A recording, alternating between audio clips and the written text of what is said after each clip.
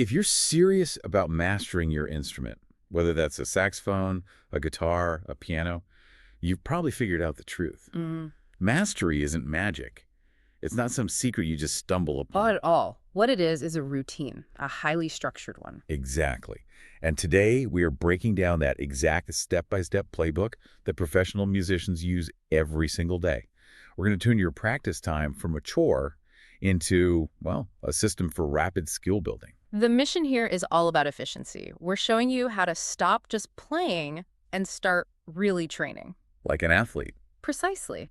This is systematic, work-like cross-training for your brain and your hands that builds deep, lasting skills faster than you'd think is possible. It really is all about the structure. Okay, let's unpack this right away. Starting at the very beginning, setting the stage.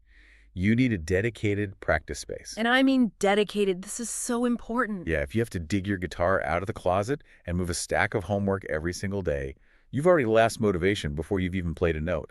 You're just creating friction. The goal is to reduce that friction to zero. The space needs to be quiet and, crucially, ready to go. So what does that look like? What's in the room? Well, think about the gear. You need a comfortable chair or stool. And this isn't just about being comfy, it's about forcing you into the correct posture. A straight back, right, for breath and muscle movement. Exactly. It prevents fatigue. Then you need good lighting. You can't be straining your eyes to read the music. That kills your focus so fast. It really does. And your other gear needs to be organized. Your music stand at the right height, maybe a little side table for accessories, tuners, picks, reeds, valve oil, whatever you need. You mentioned something before that I thought was fascinating, the room temperature. Yes. Temperature matters. This is a pro-level insight people often miss. If you play an instrument made of wood, like a cello or a guitar, big temperature swings cause the wood to expand and contract. And that throws it out of tune? Constantly. It also puts strain on the instrument itself. Pros maintain a stable environment because they treat their instrument like a high-performance machine. That makes total sense. Yeah. So the room's prepped. Let's talk about the elephant in the room, distractions. The rule is always remove all electronic devices. But what if my sheet music is on my tablet? That's a great question. It's a modern problem. The rule isn't really get rid of all screens. The rule is remove all interruption. Oh, okay. So if you're using a tablet, put it in airplane mode. Or use a focus setting, turn off notifications. The moment a text message pings, your concentration is broken, and it can take like 5 full minutes to get back into that deep focus zone you need. A distraction-free zone.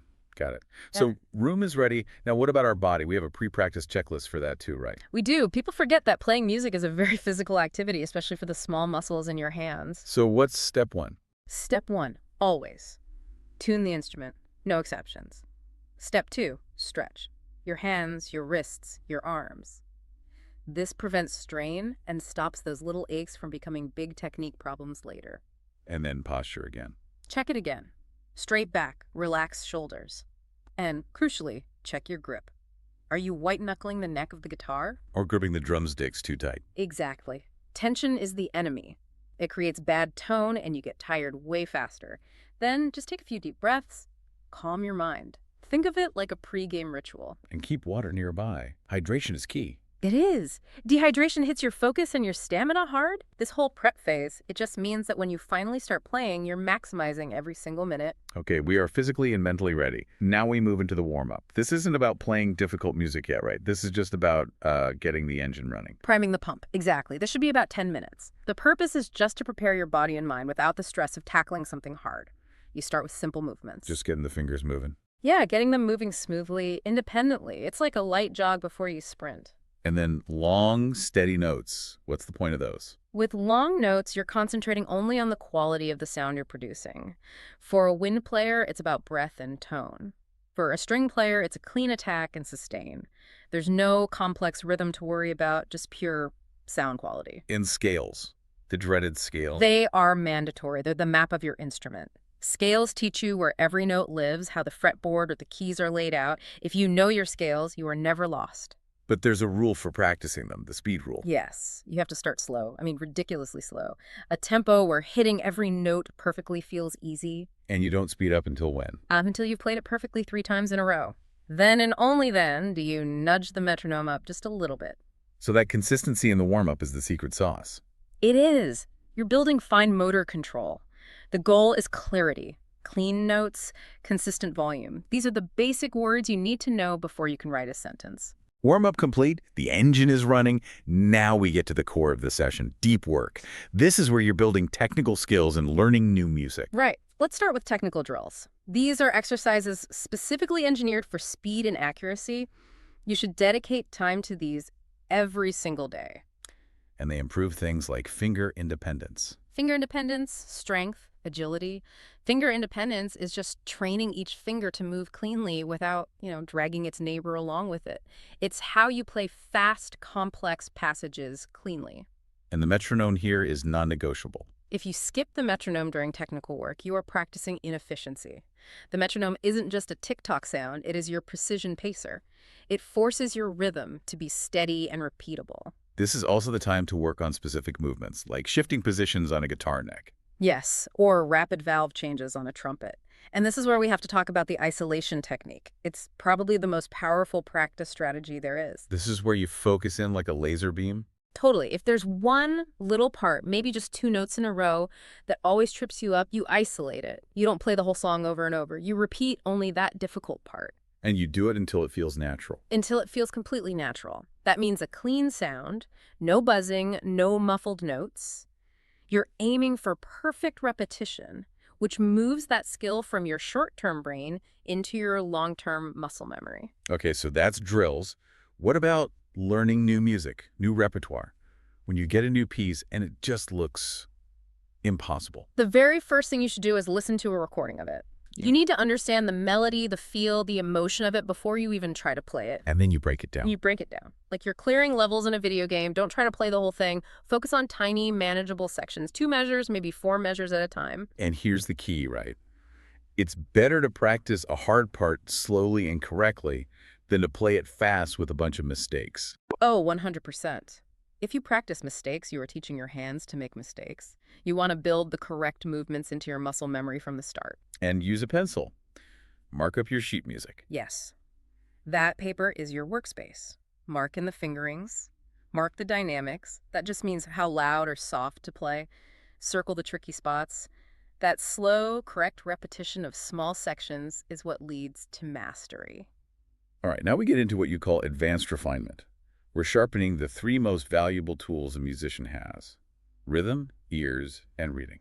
The trifecta. Let's start with rhythm, the heartbeat of music. This is what allows you to play with other people. If your rhythm is unsteady, no one can play with you. So, back to the metronome. Always the metronome. But here's a trick to internalize it. If a rhythm is confusing you, put your instrument down and just clap it. Oh, that's smart. It removes one layer of complexity. It forces your brain to clarify the timing without the physical distraction of playing the notes. Also, count out loud while you play 1 and 2 and 3 and 4, and it keeps you honest. And tap your foot. Feel the pulse. And you have to understand note values. What a whole note is versus a quarter note. It's all just math. And good rhythm requires that mathematical precision. Okay, next up, training your ears. Ear training connects what you hear in your head to what your hands do. Absolutely. So here's a simple exercise. Try singing a simple melody, like a cartoon theme song, and then find those exact notes on your instrument just by listening. That's harder than it sounds. It is at first. Or just practice identifying pitch. Play a note, then another. Is the second one higher or lower?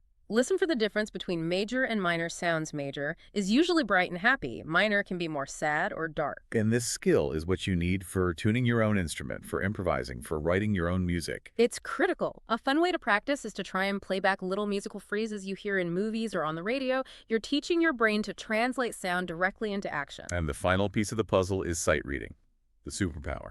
It really is a superpower. It's the ability to play music pretty well the very first time you see it. How do you get good at that? You have to do it every day, even just for 5 minutes.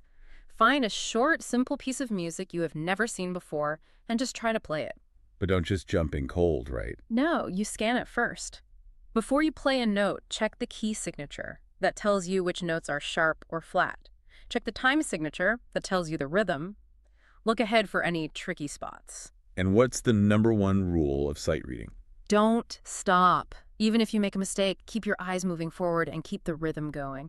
If you stop every time you flub a note, you're practicing stopping. You can't do that in a real performance. It's like learning a new language. The more you read, the faster you get. Exactly. Use flashcards to memorize the notes on the staff. That foundation opens up a whole universe of music for you to play. Okay, we've covered a lot. Let's talk about focus and maintenance.